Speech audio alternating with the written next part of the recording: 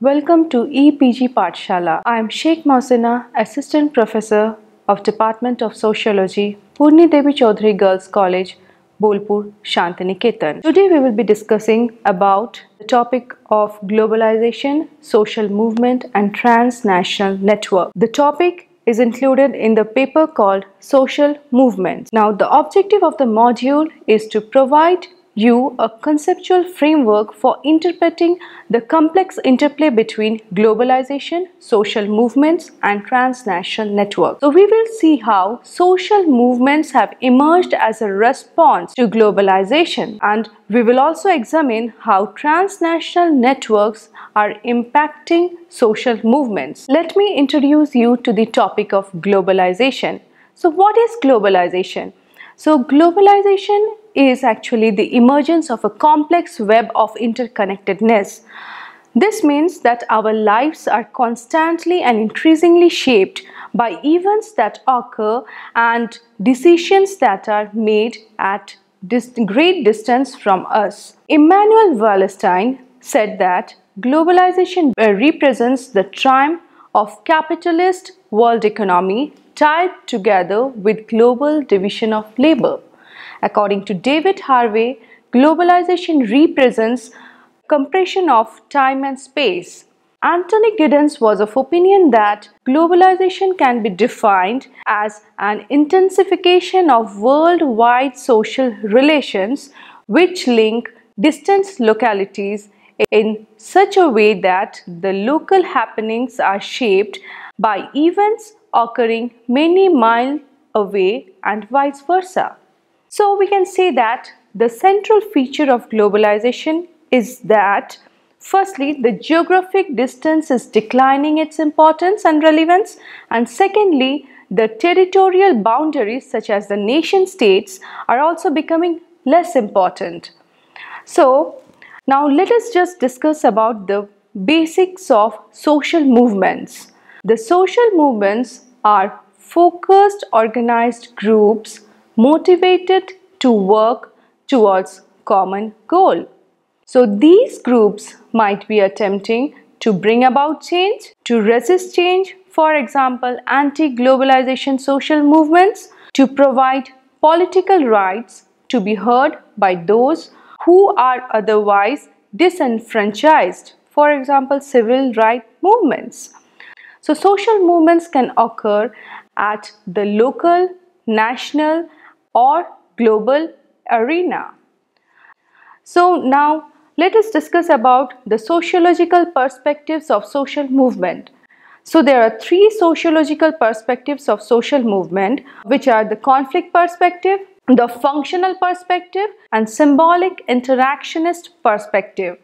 The functional perspective centers itself around the central question of why social movements develop, why they go on to exist, and what social purposes do they serve. The conflict perspective deals with the creation and reproduction of inequality.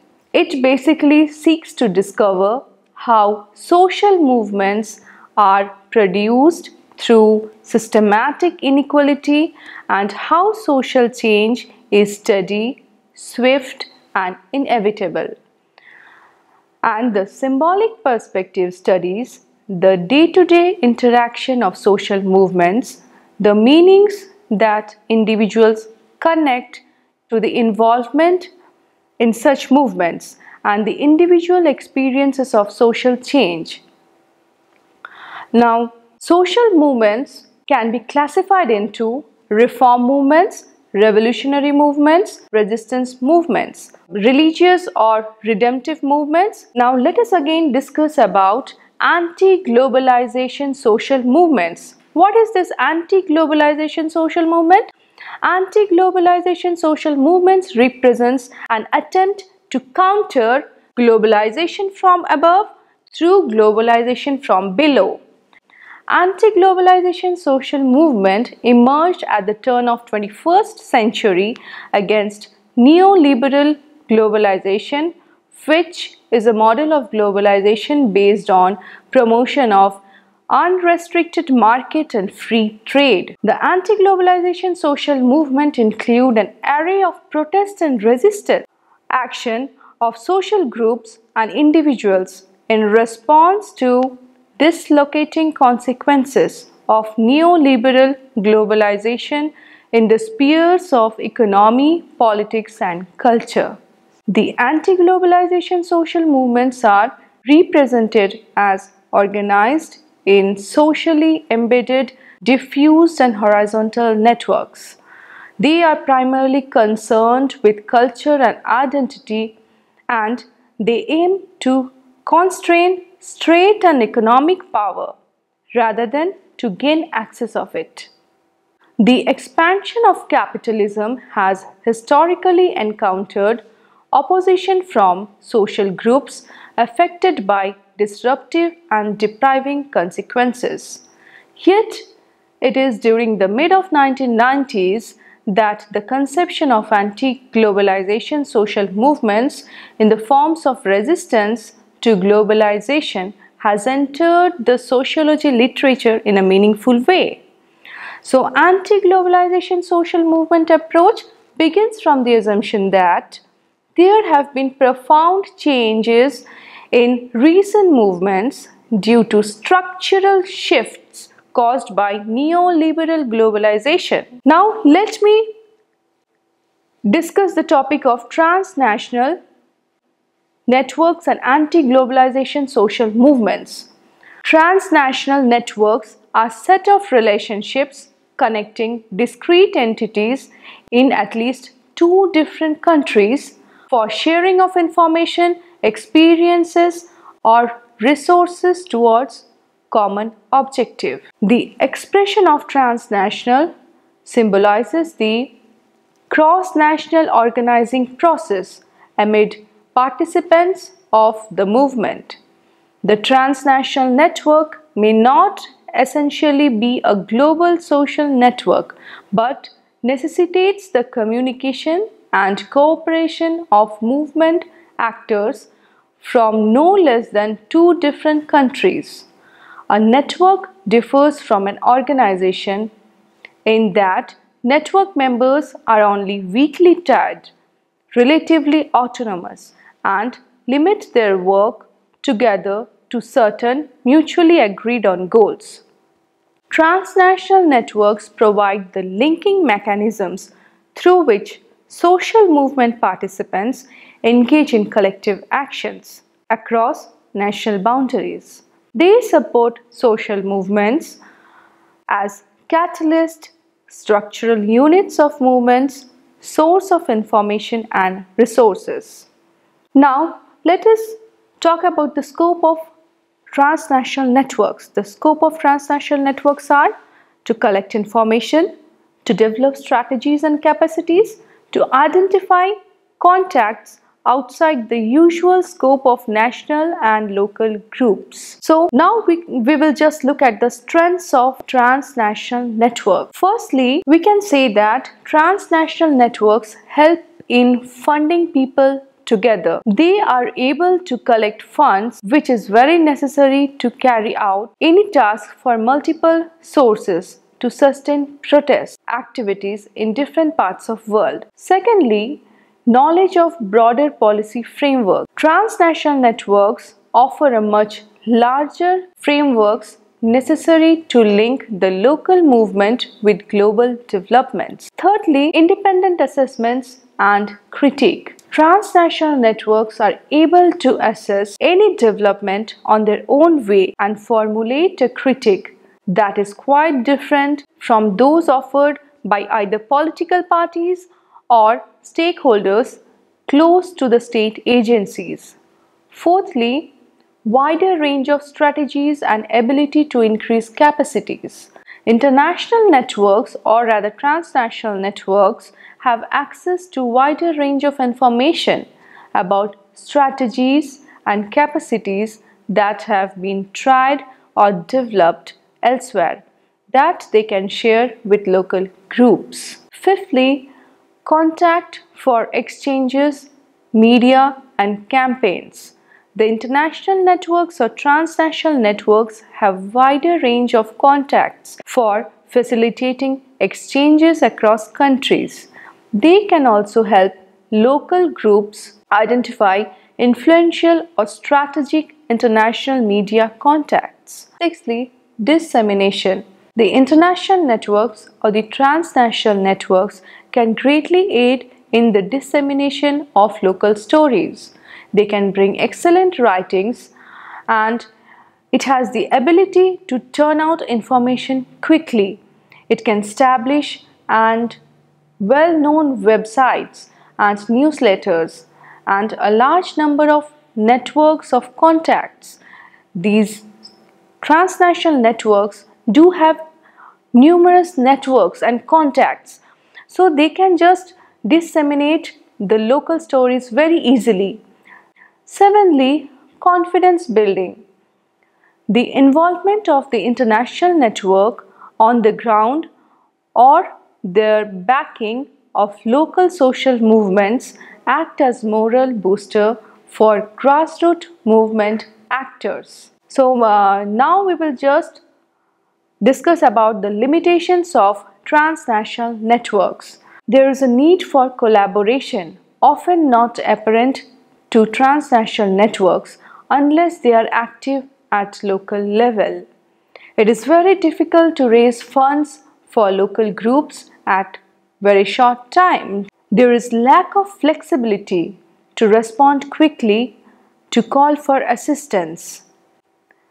The transnational networks may be concerned about stepping on the toes of the national counterpart. There is also a problem of language barrier. Language barriers and cultural gaps can make it difficult for transnational networks to link closely with local groups. For example, the language. If there is a problem of language, if people can't communicate with the different languages, then they can't understand on which topic they are just going to discuss, going to protest. So language is an important barrier and limitations in case of transnational networks.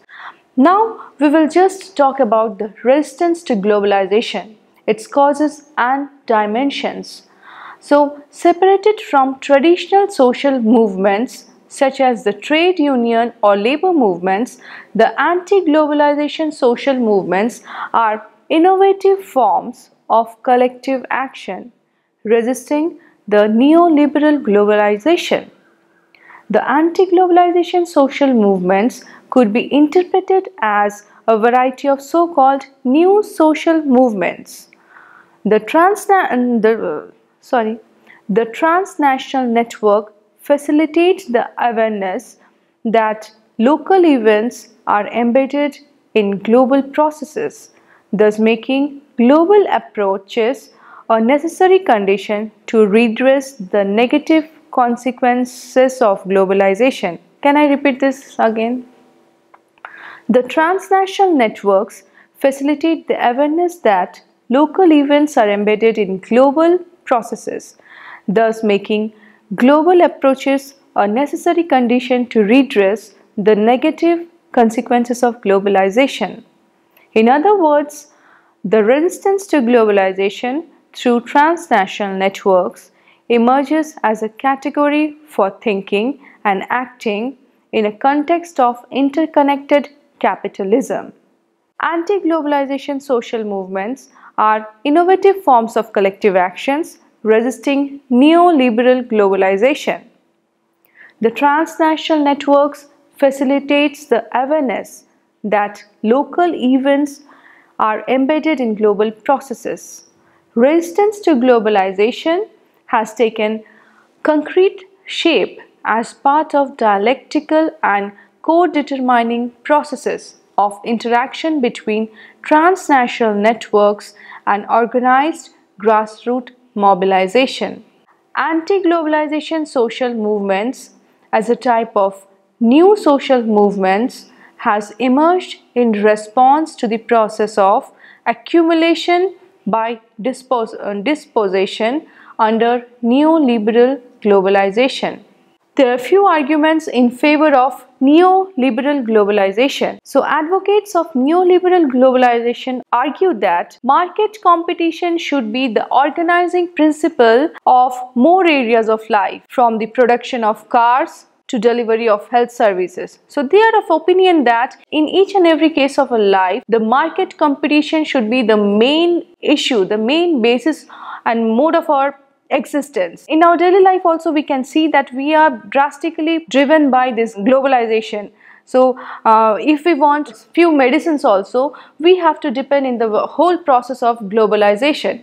And they are also of opinion that there is a need for stripping the state of excessive involvement in economy and society. So these transnational corporations are also benefited from the neoliberal globalization. They are benefited through privatization, deregulation, reallocation of subsidies, pulling of national sovereignty to form new trading blocs. Now let me give you the example of the case study which is done from the Eastern Indian state of Orissa, termed as Niyamgiri resistance movements. So let us discuss about the tribal mining and global capital, the role of transnational networks in Niyamgiri resistance movement. The following case study of an anti-globalization social movement or Niyamgiri movement could be interpreted in terms of Karl Polanyi's double movement, that is, imperative of economic transformation and need for social protection. This protective movement, as the classical Polanyian counter movement, opposes the neoliberal globalization and its market epistemology. Historically, the Polanyian counter movement referred to the self-protective measures taken by society to cope with the disruptive and polarizing effects of industrial capitalism in England during the 18th and 19th century. So, similarly, Niyamgiri is about the struggles to overturn the trend towards a capitalist economy, disengaged from its socially embedded functions. It highlights how the local indigenous struggles reached global dimensions through the channel of transnational networks. In case of Niyamgiri resistance, we saw that the tribals protested against the Vedanta Aluminium Limited, one of the transnational corporations. So the tribal protest emerged in the wake of granting the bauxite mining right by the Orissa government to global mining giant Vedanta Aluminium Limited in Niyamgiri Hills. The Niyamgiri Hills are the home of India's most vulnerable and traditional hill tribes, the Dongria Khons. It was a counter movement against the neoliberal globalization and attempted at regulating indigenous people and their resources through market mechanisms. It sought to advance the goals of equality and difference at the same time. The trans-local space in Niyamgiri movement. So now let us discuss about this. The translocality of Niyamgiri anti-globalization movement is characterized by multiplicity of local spaces distributed across different nation states. It involves particular configurations of actors, resources, territory, and relationship of powers. These spaces are translocal as they both transgress and transcend locality. The local in translocal is not about fixed space but is about a network describing not just the characteristics of population or cultures and places but focusing instead on the movement of people, ideas, cultures and political identity. Now, what are the features of this translocality? The features of the translocality involved in Niyamgiri movements are, first of all, prevalence of horizontal or lateral networks that are different from vertical governance, arrangements of prevalence of horizontal or lateral networks that are different from vertical governance arrangements of national states and international institutions. Next, we can say that there are multi-level forms of governance and authority at local, regional, national and international spaces. There is presence of private actors that operate in trans-local spaces in the form of translocal corporations, international NGOs and activist groups, for example ActionAid, Survival International, etc., and community organizations and local protest group, for example Niyamgiri Shurakha Samiti.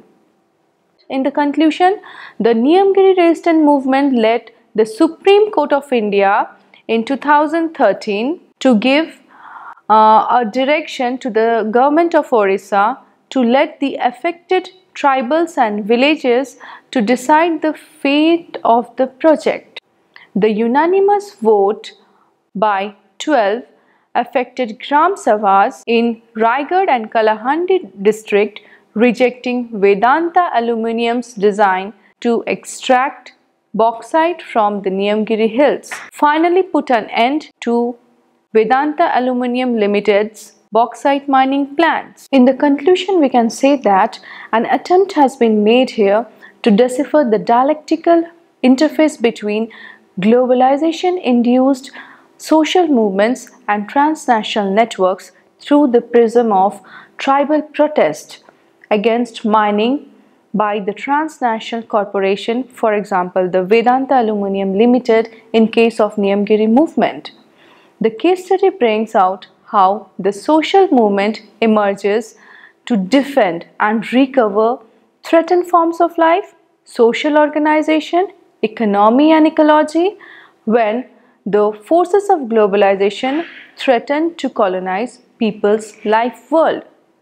Ironically, globalization also generates mechanisms to contest it by expanding and complicating strategies, choices available and forcing movements actor to look beyond their national boundaries to counter it. The transnational networks, which emerge even in such paradoxical contexts as in case of Niyamgiri movement, they are acting as a linking mechanism. So we can see that the transnational networks are now acting as a linking mechanisms.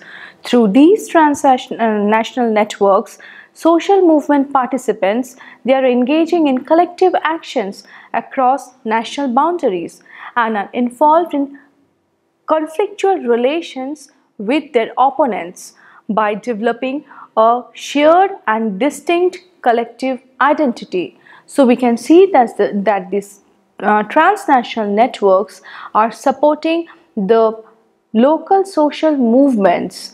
They are helping them to reframe affected people's understanding and the norms of marginalization and protest and empowerment. Thank you.